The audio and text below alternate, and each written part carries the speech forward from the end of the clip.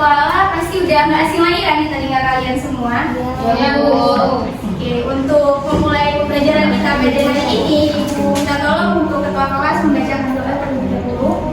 Bismillahirrahmanirrahim. Rabbi shrah li sadri wa yassir li amri wahlul 'uqdatam min lisani yafqahu qawli. Rabbi zidni ilman warzuqni fahman. Raditu billahi rabba wa bil islami dina wa bi Muhammadin nabiyya wa rasulah. Amin. Bosan ya, hadir semua hari ini? Hadir, Bu. Bosan ya? Iya, Bu. Zahrina hadir, Bu. Nandoliani, Rizani, Ibu. Hairani, Hidayati, hadir, Bu. Siswa kami, hadir, Bu. Oke, hadir semua. Ada yang belum disebutkan namanya? Saya. Ya, siapa namanya dulu? Iya. Ada kemudian, kayaknya nggak ada di sini. Nggak ada namanya. Bentar, Ibu tulis ya. Baru masuk, Bu, tadi. Oh, masuk. Ya, masuk. Nggak ada namanya di sini. Kemudian yang dari absen. Iya, Bu. Nah, jadi pada hari ini kita belajar tentang wirausaha kerajinan dengan inspirasi budaya dan benda. Pada pertemuan sebelumnya kalian sudah belajar tentang apa nih? Wirausaha. Tentang wirausaha. Ada yang masih ingat? Apa itu wirausaha? Ayo, siapa yang masih ingat tentang materi sebelumnya tentang wirausaha?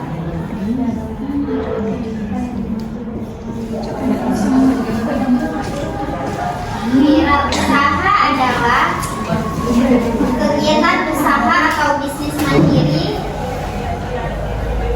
yang dimana sumber daya dan upaya dibebankan kepada pelaku usaha. Terima kasih. Contoh usaha yang paling sering kita lihat adalah apa? Kerajinan dari bahan organik dan anorganik, Bu.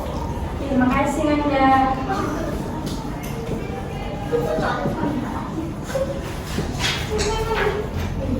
Nah, di sini sebelum kita memulai pembelajaran, Ibu mau buat ice breaking dulu agar kalian bisa fokus ya. Ya, Bu. Bisa berdiri semuanya? Bisa, Bu. Semuanya berdiri, Nak. Nah, jadi kalau misalnya Ibu bilang tangan kanan, yang kalian angkat itu adalah tangan Kiri. kiri. Kebalikannya Sama-sama tangan kanan, fokusnya nggak terlatih. Kalau misalnya Ibu bilang angkat tangan kiri, yang diangkat itu adalah tangan kanan. Ya, Bu. Oke, kalau misalnya Ibu bilang angkat tangan, artinya jangan diangkat ya. Ya, Bu. Kalian jangan ikutin apa yang Ibu buat, ya. Nah, kita mulai ya. Ya, Bu. Angkat tangan kiri. Angkat tangan kanan. Ya kan, kalau fokus saya ada coba lagi. Angkat tangan kiri. Angkat turunkan terus. Kalau udah dibilang angkat tangan kiri. Kanan. Ya benar, angkat tangan kanan.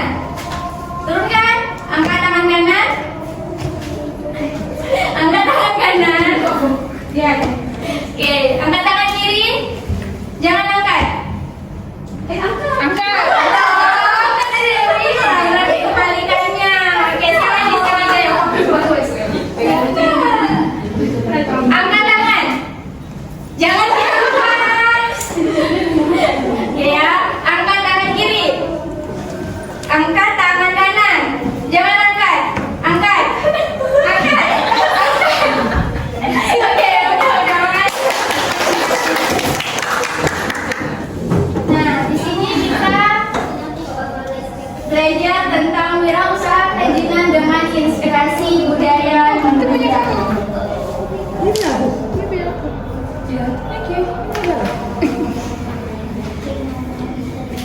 Nah, jadi materi pembelajaran kita pada hari ini yaitu memahami konsep budaya dan benda dan juga perencanaan usaha kerajinan dengan inspirasi budaya dan benda. Dari materi ini, Ibu harapkan kalian semua dapat meningkatkan kreativitas dan juga dapat menciptakan produk-produk dan juga barang yang bermanfaat, serta dapat menumbuhkan atau memperluas wawasan kalian tentang budaya non-benda apa saja nih yang ada di Indonesia. Oke, siapa yang tahu pengertian tentang budaya? Apa itu budaya? Siapa yang tahu budaya itu apa? Siapa namanya Nak? Budaya Bu. Oke, Gana, apa itu budaya? Adalah segala budaya dari suatu daerah, Bu. Terus biasanya budaya ini diturunkan secara Nenek moyang, Bu. ya dari nenek moyang kita. Turun temurun Bu. Ya benar, secara turun temurun.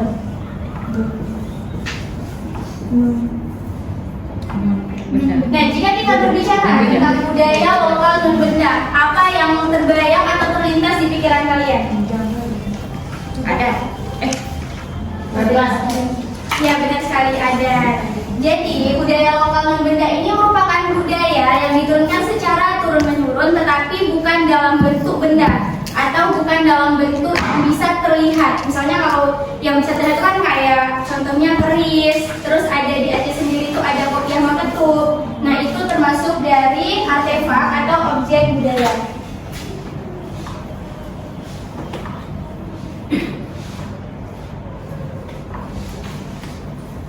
Nah, bagian budaya tradisional Indonesia itu ada dua. Yang pertama adalah benda non-benda yang budaya non-benda yang disebutkan tadi.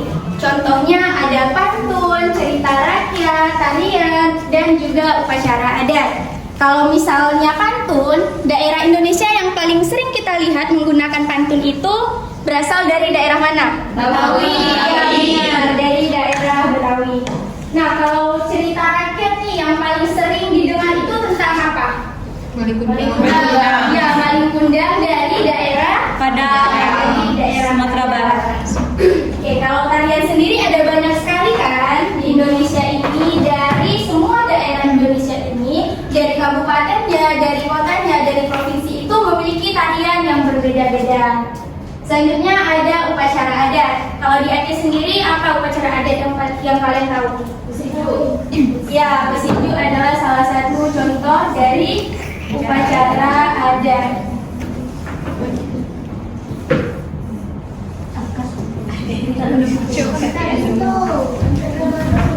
Ya, mengantar pengantinnya.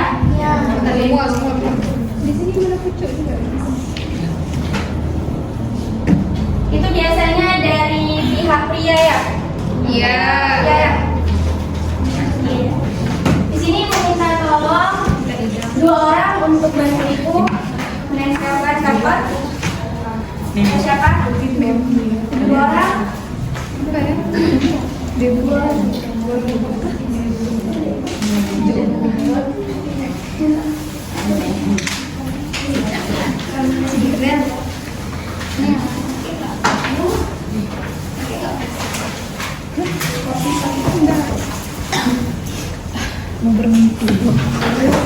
Nah, di sini ibu udah buat tabel budaya non-benda.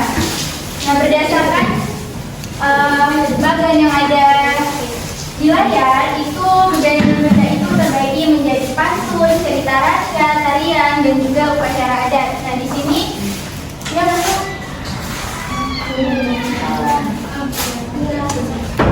Dan di sini tabel budaya non-bendanya ibu contohkan itu adalah nama daerahnya itu dari Padang, budaya non-bendanya itu cerita rakyat yaitu dongeng, judulnya itu tentang Malin Kundang seperti yang kalian sebutkan tadi. Itu merupakan cerita rakyat yang paling lumrah, yang paling sering kita dengar. Nah, yang kedua ini ada dari daerah Simalung, yaitu cerita rakyat juga dalam bentuk nandong. Dan judulnya itu adalah Nandong Senong. Nah, ibu mau tanya, di sini kalian udah pernah dengar kata nandong? Belum. Ya. Jadi, nandong itu merupakan ciri khas dari Simalung sendiri, yang dimana nandong ini bercerita tentang kejadian-kejadian masa lalu. Dan nandong ini merupakan warisan budaya nandong ini dalam bentuk syair dan juga diiringi dengan biola atau juga gendang. Nah, biasanya nandong sendiri ini dilakukan pada saat acara adat, yaitu seperti pernikahan ataupun acara sunat. Di sini ibu udah siapkan nandong agar kalian tahu tentang budaya-budaya yang ada di Aceh.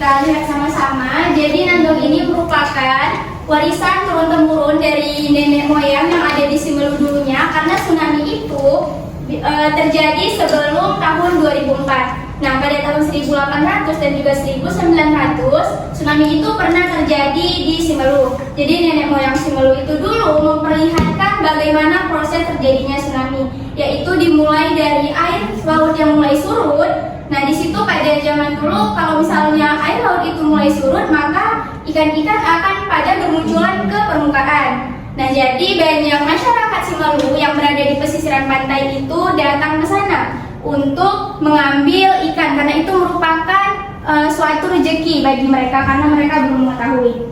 Nah, pada saat kejadian itu airnya langsung naik. Nah, dari orang yang selamat itu, mereka menceritakan kisah itu kepada anak cucunya, sehingga cerita tersebut diabadikan dalam sebuah syair saja yang kami sebut dengan istilah nandong.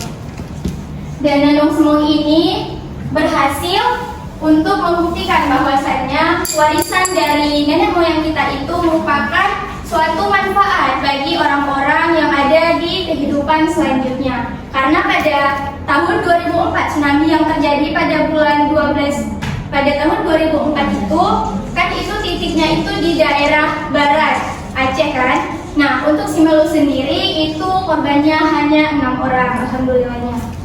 Oke, jadi di sini ibu mau kasih lihat lagi video nandongnya dalam bentuk yang modernnya ya. Ini sudah digabungkan dengan bahasa Aceh.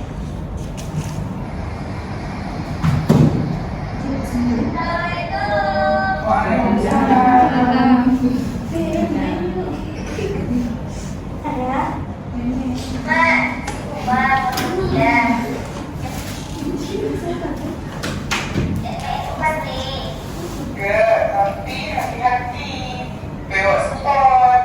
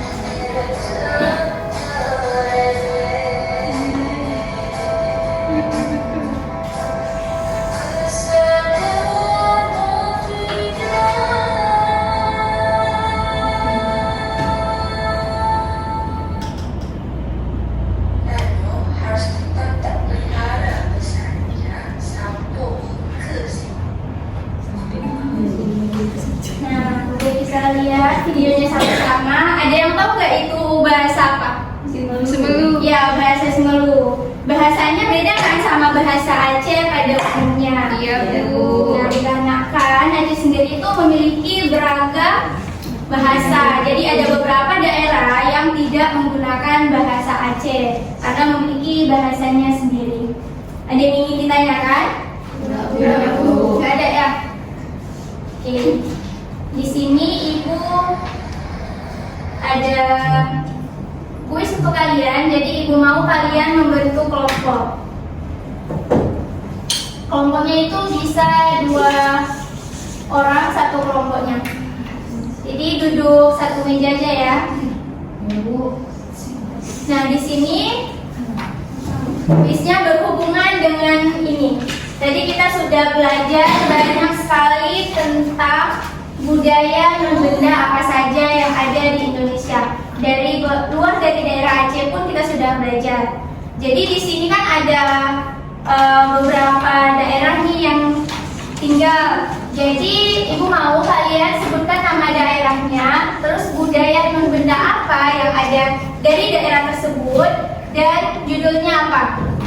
Oke, siapa yang bisa? Oke, silakan. Aceh boleh, luar Aceh juga boleh.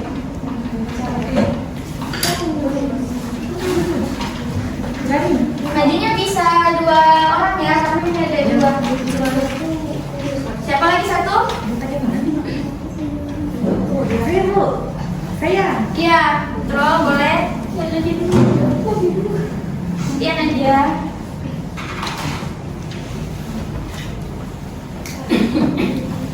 Ada banyak pilihannya, dari tarian ada, dari cerita rakyat, pantun, nah ini juga boleh. Ya.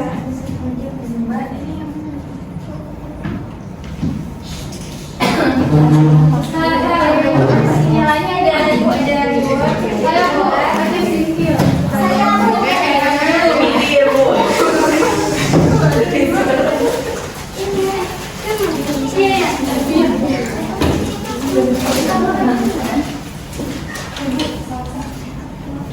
bentar ya, Nadia dulu, Nadia. Ya udah mulai.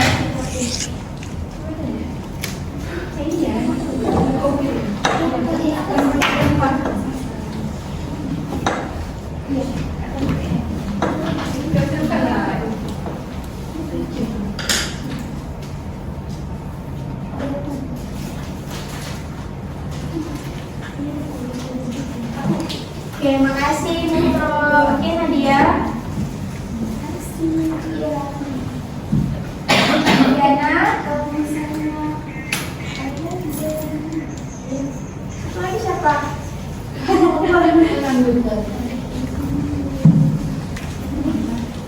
Nih, bentar ya.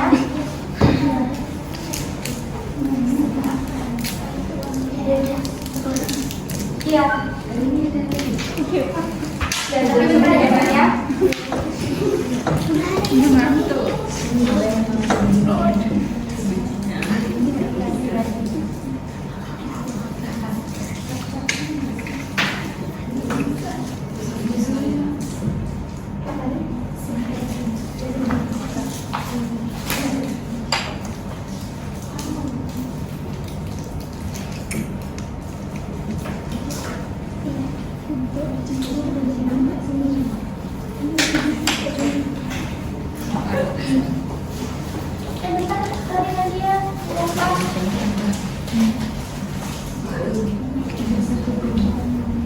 Terima kasih Nadia.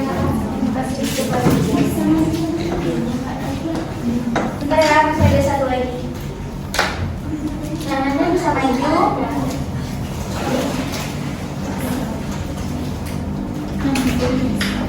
Terima kasih ya, Nak. Iya, boleh.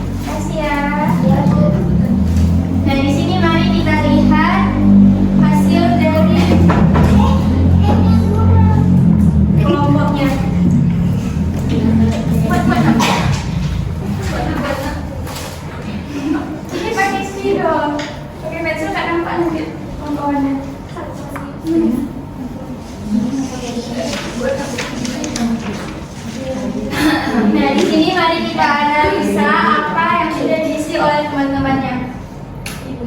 Jadi tadi ada dari daerah Aceh Selatan, yaitu cerita rakyat, legenda tentang Tapak Tuan. Ya, kalian pernah dengar nggak legenda tentang Tapak Tuan? Pernah. Udah pernah ke sana melihat langsung? Belum. Ya, kalian pernah lihat fotonya nggak? Pernah. Kan? Jadi Tapak Tuan itu merupakan cerita dari daerah Aceh Selatan. Jadi tapaknya itu besar, bukan kayak tapak manusia pada umumnya. Oke, yang selanjutnya ada dari daerah Takemon, yaitu cerita rakyat tentang Putri Pukes. Udah pernah dengar? Pernah. Oke, cerita tentang apa nih Putri Pukes nih? Tentang batu menangis. Kayak cerita batu menangis ya? Ada atapnya nggak atau ada wujudnya? Ada dalam goa. Yang selanjutnya ada simpil, yaitu tarian untuk pernikahan, yaitu tari jampeng. Nah, dari simpil ini biasanya dilakukan sebelum orang-orang menikah, biasanya sebelum sholat subuh. Selanjutnya ada dari daerah Pidi, yaitu tarian sedari. Oke, yang selanjutnya ada Biren, yaitu tarian Rabbani Wahid. Nah, tarian Rabbani Wahid ini bercerita tentang keagamaan atau tentang tauhid. Yang selanjutnya ada dari Galuas, yaitu tarian Saman. Pasti ini udah lumrah kan kita dengar. Jadi tarian Saman ini membutuhkan kekompakan dari para penarinya. Oke, terima kasih ucapan untuk anak-anak semua yang telah ikut berpartisipasi dan juga aktif. Tepuk tangan dulu dong. Selanjutnya kita akan bahas tentang perencanaan usaha kerajinan dengan inspirasi budaya non-benda. Jadi kelompoknya yang tadi itu kan udah nulis nih beberapa budaya non-benda berdasarkan dengan daerahnya. Jadi dari budaya non-benda ini, inspirasi kerajinan apa yang bisa dibuat, baik itu dari bahan limbah ataupun dari bahan baku yang masih bagus ya. Di sini ada contohnya, yaitu perencanaan usaha kerajinan dari tari burung enggang. Nah, kerajinannya itu ialah hiasan kulkas dengan inspirasi tari burung enggang. Nah, selanjutnya itu ada kegiatan membajak sawah, yaitu dari daerah Bali. Jadi orang-orang Bali itu masih menggunakan membajak sawah secara tradisional. Kerajinan yang dibuat itu adalah miniatur bermaterial logam, inspirasi dari kegiatan membajak sawah tersebut. Nah, yang selanjutnya itu ada baju kaos sablon, inspirasi dari budaya cerita wayang dan juga kaos sablon dari cerita rakyat Sangkuriang. Kalau ini merupakan yang paling sering kan, kalau seandainya kita pergi jalan-jalan atau misalnya ada sebuah kegiatan, pasti baju kaos ini banyak yang disablon untuk menunjukkan suatu potensi yang ada di daerah tersebut. Oke, untuk tugas kelompoknya itu akan dibuat seperti ini. Jadi kalian buat tabel, yaitu tentang nama daerahnya, budaya non-benda, gambar kerajinan, bahan baku, dan juga teknik yang digunakan. Oke, udah paham semua ya? Oke, sebagai hasil pembelajaran kita hari ini, keluarkan kertas 1 lembar. Itu masing-masing orang buat nama dan juga kelas. Tulis tentang apa manfaat mempelajari wirausaha kerajinan dengan inspirasi budaya lokal Jawa. Oke, siapa yang bisa ambil kesimpulan dari pembelajaran hari ini? Saya, Bu. Silakan. Jadi kesimpulan yang dapat saya ambil dari pelajaran hari ini yaitu sebagai rakyat Aceh terutamanya kita tidak boleh melupakan budaya-budaya yang ada, karena dengan kita mengingat budaya kita juga bisa terselamatkan dari bencana yang akan datang, karena kita sudah mendengar dan menyampaikan budaya yang ada. Jadi itulah, kita harus mengingat budaya. Oke, terima kasih Nanda. Beri tepuk tangan dulu. Selanjutnya dilakukan oleh Nanda dengan mengenal budaya apa yang ada di daerah kita, karena hal itu dapat menyelamatkan kita baik secara langsung maupun tidak langsung. Nah, untuk pembelajaran berikutnya, Ibu mau kalian membuat hasil observasi apa tentang kerajinan apa saja nih yang bisa dibuat berdasarkan budaya dan bedanya. Oke? Jangan lupa dibuat semua tugas yang udah Ibu berikan. Ibu harapkan partisipasi kalian semakin aktif untuk kedepannya. Terima kasih. Ibu minta tolong untuk membaca doa penutup majelis. Bismillahirrahmanirrahim. Subhanallahumma wa bihamdika asyhadu an la ilaha illa anta astaghfiruka wa atubu ilaik. Amin. Sekali lagi Ibu ucapkan terima kasih kepada kalian. Ibu tutup dengan doa. Wabillahi taufiq wal hidayah. Wassalamualaikum warahmatullahi wabarakatuh. Waalaikumsalam warahmatullahi wabarakatuh.